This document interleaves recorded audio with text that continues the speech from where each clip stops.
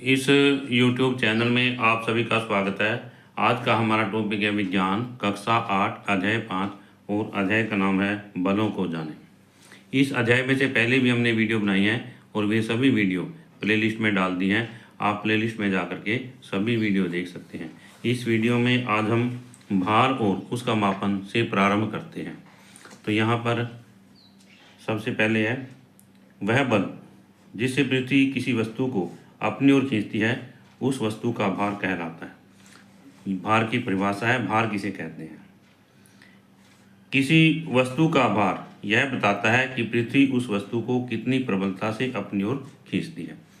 चूंकि भार एक बल है, इसलिए इसे बल के मात्रक में ही मापा जाता है। अतः भार का भी ऐसा ही मात्रक न्यूटन है।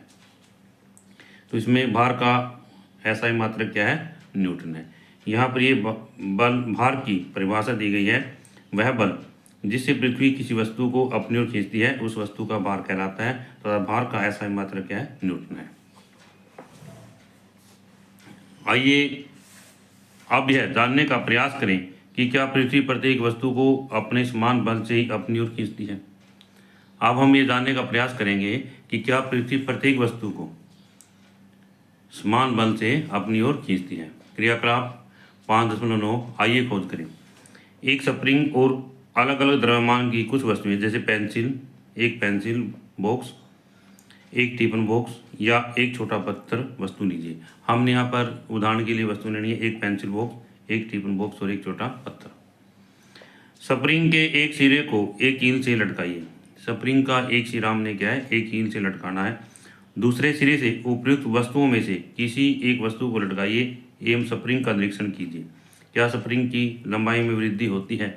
तो यहाँ पर हमने क्या है, ये स्प्रिंग लिया है यहाँ पर और एक सिरा जो है यहाँ पर दीवार से लटका दिया है कील की सहायता से, और नीचे जो है ये वस्तुएं हमने जो है बांध दी हैं। एक लटकता हुआ स्प्रिंग से लटकती हुई दो अलग अलग वस्तुएं, या यहाँ पर दो अलग अलग वस्तुएं जो है ले ली हैं और स्प्रिंग से लटका दी हैं। इससे आगे है, आप एक एक करके अन्य वस्तुओं को लटकाइए एवं प्रत्येक बार स्प्रिंग में हुई लंबाई की वृद्धि का ध्यान दीजिए। सबसे पहले क्या है, हमने वस्तुएं लेनी है एक पेंसिल बॉक्स, एक टिफिन बॉक्स, एक छोटा पत्थर। स्प्रिंग के एक सिरे को कील से लटकाना है और दूसरे सिरे पर जो है किसी वस्तु को लटकाना है। इससे आगे है, एक एक करके अन्य वस्तुओं को लटकाना है वहाँ पर, और क्या प्रत्येक बार में स्प्रिंग की लंबाई में वृद्धि होती है, इस बात का ध्यान देना है। क्या प्रत्येक वस्तु के कारण लंबाई में वृद्धि समान है? जब किसी वस्तु को स्प्रिंग से लटकाया जाता है तो पृथ्वी द्वारा वस्तु पर लगाए गए बल के कारण स्प्रिंग की लंबाई में वृद्धि होती है। तो इसमें जब स्प्रिंग से किसी वस्तु को लटकाते हैं तो उसकी लंबाई में वृद्धि होती है। उसकी लंबाई में वृद्धि क्यों होती है? क्योंकि पृथ्वी जो है उस वस्तु पर बल लगाती है और बल लगाने के कारण वह वस्तु स्प्रिंग को नीचे की तरफ खींचती है। इस कारण जो है वस्तु की लंबाई में वृद्धि होती है। हम पाते हैं स्प्रिंग में उत्पन्न यह लंबाई वृद्धि भिन्न भिन्न वस्तुओं के लिए भिन्न भिन्न होती है। यह लंबाई क्या होती है? भिन्न भिन्न वस्तुओं के लिए भिन्न भिन्न होती है। इससे ज्ञात होता है कि पृथ्वी विभिन्न वस्तुओं को भिन्न भिन्न बलों से आकर्षित करती है, अर्थात भिन्न भिन्न वस्तुओं का भार भिन्न भिन्न होता है। भिन्न भिन्न वस्तुओं का भार क्या होता है? भिन्न भिन्न होता है। क्या हम स्प्रिंग का उपयोग वस्तु का भार मापने के लिए कर सकते हैं? अब इसमें ये आगे जिज्ञासा उत्पन्न होती है, भाई क्या हम स्प्रिंग का उपयोग किसी वस्तु का भार मापने के लिए कर सकते हैं। इससे आगे है 1 सोपान ऊपर। कमानीदार तुला का एक उपकरण है। कमानीदार तुला क्या है? एक उपकरण है। तो इसमें क्या है? स्प्रिंग बैलेंस भी कहते हैं कमानीदार तुला को। क्या कहते हैं? स्प्रिंग बैलेंस भी कहते हैं। यह एक सरल उपकरण है जिसका उपयोग भार मापने के लिए किया जाता है। तो यहाँ पर है, कमानीदार तुला का उपयोग भार मापने के लिए किया जाता है। इसमें कमानी का एक सिरा ऊपर की ओर स्थित किया जाता है। इसमें कमानी यानी स्प्रिंग का एक सिरा ऊपर की ओर स्थिर किया जाता है और दूसरे सिरे पर एक हुक लटका हुआ होता है। जब हम किसी वस्तु को कमानी के हुक से लटकाते हैं तो कमानी की लंबाई में वृद्धि हो जाती है एवं इस वृद्धि का परिमाण वस्तु का भार दर्शाता है। तो लंबाई में वृद्धि क्या दर्शाता है? वस्तु का भार दर्शाता है। एक तुला पर एक पैमाना होता है जिसका भार न्यूटन को दर्शाया जाता है, जिस पर भार बल को न्यूटन के द्वारा दर्शाया जाता है। सामान्यतः इसके साथ द्रव्यमान के संगत मानों को ग्राम में दर्शाने के लिए एक पैमाना भी होता है। यहाँ इसके साथ में एक अन्य पैमाना भी होता है जो वस्तु के भार को ग्रामों में दर्शाती है। किस में दर्शाती है? ग्राम में। ये मान इस धारणा के साथ अंकित किए जाते हैं कि कमानीदार तुला द्वारा का उपयोग पृथ्वी पर किया जाता है, जहाँ पृथ्वी का गुरुत्वाकर्षण बल वस्तु की ओर आकर्षित करता है। यहाँ पर हम कमानीदार तुला का उपयोग पृथ्वी पर कर सकते हैं और जहाँ पर पृथ्वी का गुरुत्वाकर्षण बल है वस्तु को अपनी तरफ आकर्षित करता है। आइए हम कमानीदार तुला से भार मापना सीखें। तो इसमें कमानीदार तुला से भार कैसे मापा जाता है इसमें कहता है। इससे पहले हम स्वयं को कमानीदार तुला से उसी प्रकार परिचित कराएं जैसे हमने कक्षा 6 के पाठ्यपुस्तक जिज्ञासा के अध्याय में ताप एवं उसका मापन के तापमापी से कराया था। इसमें यहाँ पर कमानीदार तुला यह है स्कूल के अंदर साइंस लैब में होती है, वहाँ हमने इसको देखना चाहिए और वस्तुओं का भार जो है मापना चाहिए। क्रियाकलाप 5.10 आइए अवलोकन करें। चित्र 5.13 में दर्शाई गई कमानीदार तुला को ध्यान से देखिए। यह अधिकतम कितना भार माप सकती है? यह अधिकतम 10 न्यूटन भार माप सकती है। इस प्रकार इसके पैमाने का परास 0 से 10 न्यूटन है। कितने भी? 0 से 10 न्यूटन परास है इसका और अधिकतम भार जो है 10 न्यूटन माप सकती है। आगे यहाँ पर है, ये कमानीदार तुला दिखाई गई है। यहाँ पर कमानीदार तुला और इसके मापने का निकट चित्र। इसमें यहाँ पर ये स्प्रिंग होता है जो कि ये फिक्स होता है यहाँ पर, और इसके आगे जो स्प्रिंग के साथ में ये हुक लटका हुआ होता है। यहाँ वस्तु को जो है बांध दिया जाता है या लटका दिया जाता है और वस्तु के भार के कारण जो है ये जो है नीचे की तरफ आता है, नोट कर लिया जाता है। इस पर ग्राम और न्यूटन में जो है एक तरफ ग्राम में लिखा होता है, एक तरफ जो है न्यूटन में लिखा हुआ होता है वस्तु का भार। आगे इसमें ये दूसरी अवस्था दिखाई गई है। इसमें यहाँ वस्तु को इसे बांध दिया गया है और ये कमानीदार तुला से लटकी हुई वस्तु, अब इसका जो पैमाना है यहाँ से यहाँ आ जाता है और ये इसको हम पढ़ करके वस्तु का भार ज्ञात कर सकते हैं। इसमें यहाँ पर जो है ये दिखाया गया है वस्तु का भार कितना है। आगे इसमें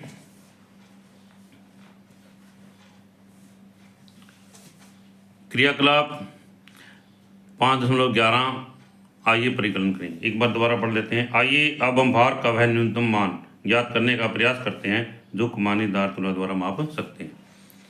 क्रियाकलाप 5.11 आइए परिकलन करें। चित्र 5.13 में दर्शाई गई कमानीदार तुला को देखिए एवं निम्नलिखित को अभिलेखित कीजिए। दो बड़े चिन्हों के बीच की दूरी का भार कितना अंतर इंगित करती है?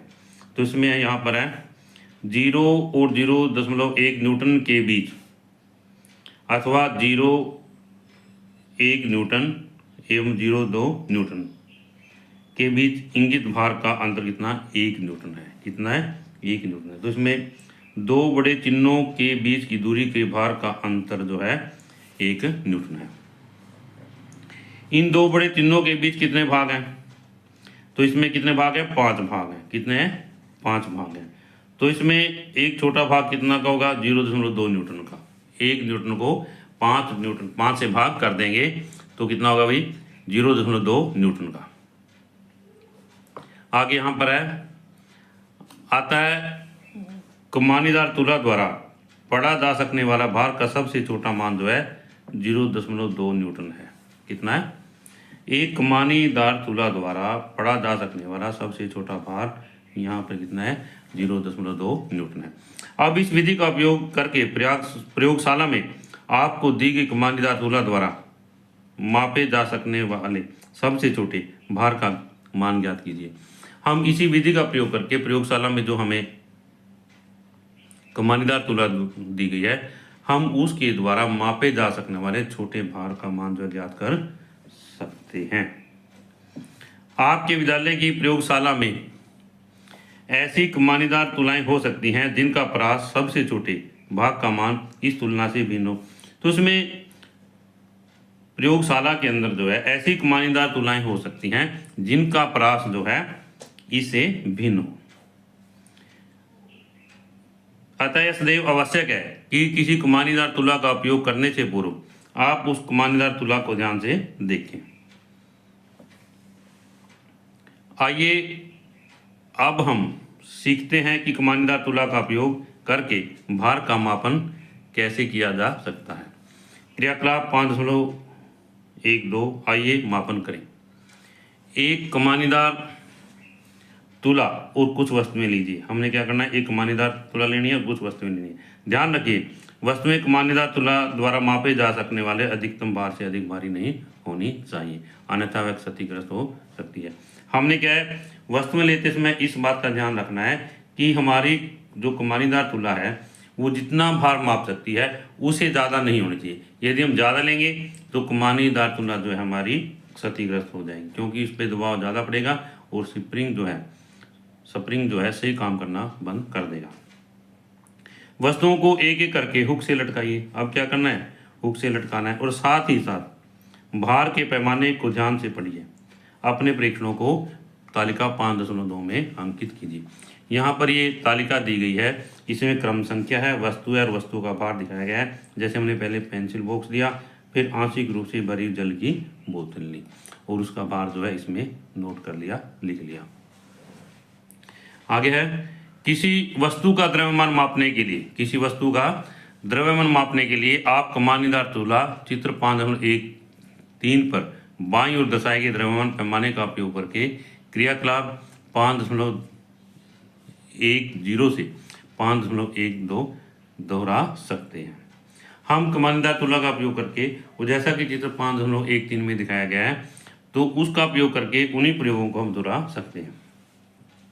इससे आगे 105, किसी वस्तु का द्रव्यमान अप्रत्यक्ष रूप से उसके भार को मापकर कमानीदार तुला का उपयोग करके या उसके भार की तुलना किसी ज्ञात द्रव्यमान वाली वस्तु के भार से करके दंड तुला का उपयोग करके किया जा सकता है। तो इसमें यहाँ पर किसी वस्तु का द्रव्यमान अप्रत्यक्ष रूप से उसके भार को माप करके, किसके द्वारा? कमानीदार तुला के द्वारा, या उसके भार की तुलना किसी ज्ञात द्रव्यमान वाली वस्तु के भार से करके दंड तुला के द्वारा। इसमें यहाँ पर एक कमानीदार तुला है और एक क्या है? दंड तुला है। दंड तुला के द्वारा हम क्या कर सकते हैं? एक ऐसी वस्तु जिसका भार द्रव्यमान हमें ज्ञात है की सहायता से दूसरी वस्तु का द्रव्यमान ज्ञात कर सकते हैं जिसका द्रव्यमान हमें ज्ञात नहीं है। और इसमें कमानीदार तुला क्या है? किसी वस्तु का द्रव्यमान अप्रत्यक्ष रूप से उसके भार को मापकर ज्ञात कर सकते हैं। आगे इसमें है, चूंकि किसी वस्तु का भार पृथ्वी पर लगभग प्रत्येक स्थान पर समान रहता है। तो इसमें वस्तु का भार जो है पृथ्वी पर लगभग प्रत्येक स्थान पर जो है समान रहता है। अतः सभी व्यवहारिक उद्देश्यों के लिए किसी वस्तु का द्रव्यमान ज्ञात करने हेतु उसका भाप मापना जो है स्वीकार्य है। जैसा कि हम पहली कक्षा 6 की पाठ्यपुस्तक जिज्ञासा के अध्याय हमारे आसपास की सामग्री में सीख चुके हैं। द्रव्यमान किसी वस्तु में पदार्थ की मात्रा है और इसे ग्राम अथवा किलोग्राम में मापा जाता है। तो यहाँ पर ये द्रव्यमान की परिभाषा है। द्रव्यमान क्या है? किसी वस्तु में पदार्थ की मात्रा को द्रव्यमान कहते हैं और इसके द्वारा मापा जाता है ग्राम अथवा किलोग्राम के द्वारा। इसका मान प्रत्येक स्थान पर समान रहता है। द्रव्यमान का मान प्रत्येक स्थान पर क्या है? समान रहता है। दूसरी ओर भार वह गुरुत्वाकर्षण बल है। भार क्या चीज है? वह गुरुत्वाकर्षण बल है जिसे पृथ्वी या कोई अन्य ग्रह किसी वस्तु को अपनी ओर खींचती है। चूंकि गुरुत्वाकर्षण बल पृथ्वी के विभिन्न स्थानों पर बहुत कम ही सही परिवर्तित होता है, तो उसमें गुरुत्वाकर्षण बल जो है पृथ्वी के विभिन्न स्थानों पर बहुत कम ही सही परिवर्तित हो सकता है और विभिन्न ग्रहों पर जो है पूर्णतः भिन्न भिन्न हो सकता है। अतः हम कह सकते हैं कि वस्तु के भार में तो परिवर्तन हो सकता है, परंतु उसके द्रव्यमान में कोई परिवर्तन नहीं हो सकता है। 105 पर निम्न तालिका यह दर्शाती है कि यद्यपि किसी वस्तु का द्रव्यमान अपरिवर्तित रहता है, परंतु उसका भार पृथ्वी, चंद्रमा तथा अन्य ग्रहों पर भिन्न भिन्न होता है। यहाँ पर ये तालिका दी गई है, वस्तु का द्रव्यमान और वस्तु का भार दिखाया गया है। तो यहाँ पर वस्तु का द्रव्यमान 1 किलोग्राम, सभी में 1 किलोग्राम है, और भार जो है 10 न्यूटन है। चंद्रमा पृथ्वी पर 10 न्यूटन है, चंद्रमा पर 1.6 न्यूटन है, मंगल पर 3.8 न्यूटन दिखाया गया है, शुक्र पर 9 न्यूटन दिखाया गया है और बृहस्पति पर 25.4 न्यूटन जो है दर्शाया गया है। आगे इसमें है 105 पर दैनिक जीवन में उपयोग होने वाली वस्तुओं के लिए हम सामान्यतः पृथ्वी द्वारा उस पर लगाए गए बल के स्थान पर उस वस्तु में विद्यमान पदार्थ की मात्रा को जानने में अधिक रुचि रखते हैं।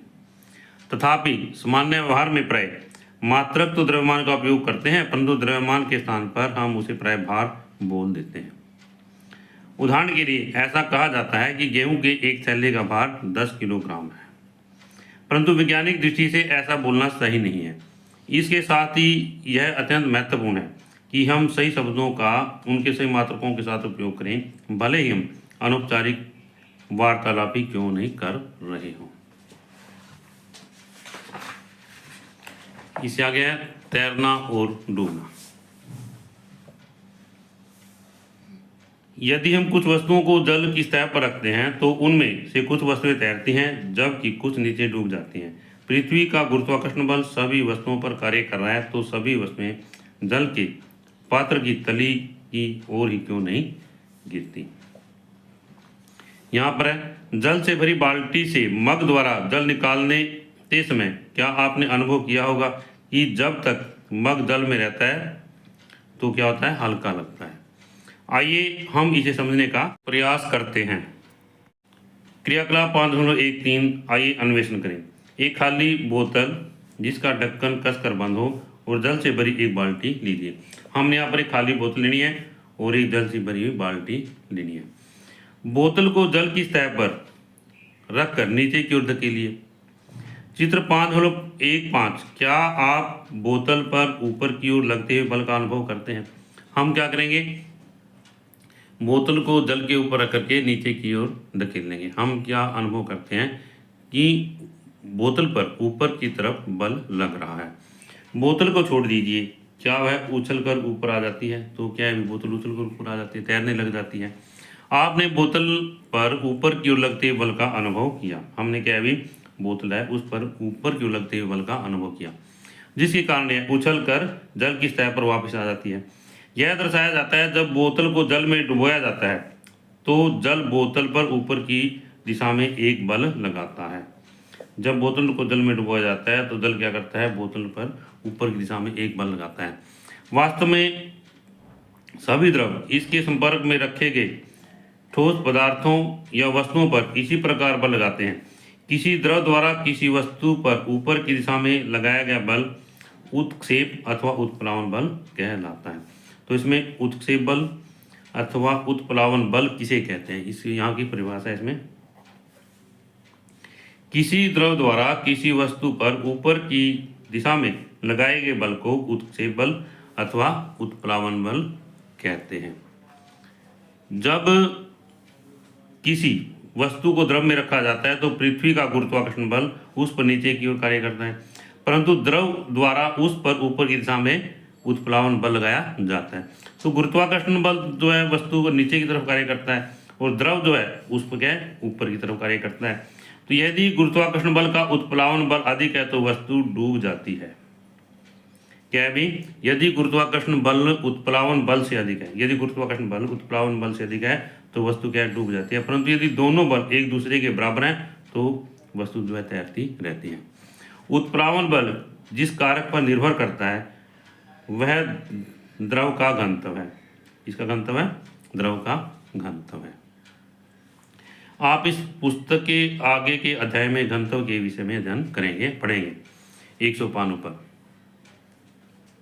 प्रसिद्ध यूनानी वैज्ञानिक आर्किमिडीज ने यह खोज की थी कि जब कोई वस्तु किसी द्रव में पूरी तरह से आंशिक रूप से डूब जाती है तो उस पर ऊपर की ओर एक बल लगता है जो उसके द्वारा विस्थापित द्रव के भार के बराबर होता है। इस आर्किमिडीज का सिद्धांत कहते हैं, क्या कहते हैं? आर्किमिडीज का सिद्धांत कहते हैं। यदि किसी वस्तु द्वारा विस्थापित द्रव का भार वस्तु के भार से कम है तो वह वस्तु उस द्रव में डूब जाएगी। यदि विस्थापित द्रव का भार वस्तु के भार के बराबर हो तो वह वस्तु जो है द्रव में तैरती रहेगी। तो इसमें यहाँ पर ये आर्किमिडीज का सिद्धांत है और आर्किमिडीज ने, प्रसिद्ध यूनानी वैज्ञानिक आर्किमिडीज ने इसकी खोज की थी और उन्हीं के नाम पर जो है इस सिद्धांत का नाम रखा गया है। इसमें क्या है भी, जब किसी वस्तु को पूर्ण रूप से या आंशिक रूप से किसी द्रव में डुबोया जाता है तो उस वस्तु के भार में कमी आ जाती है और उस वस्तु के भार में है कमी उस वस्तु द्वारा हटाए गए द्रव के भार के बराबर होती है। यदि वस्तु का भार वस्तु के द्वारा हटाए गए द्रव के भार से अधिक है तो वस्तु डूब जाती है और यदि वस्तु का भार वस्तु द्वारा हटाए गए द्रव के भार से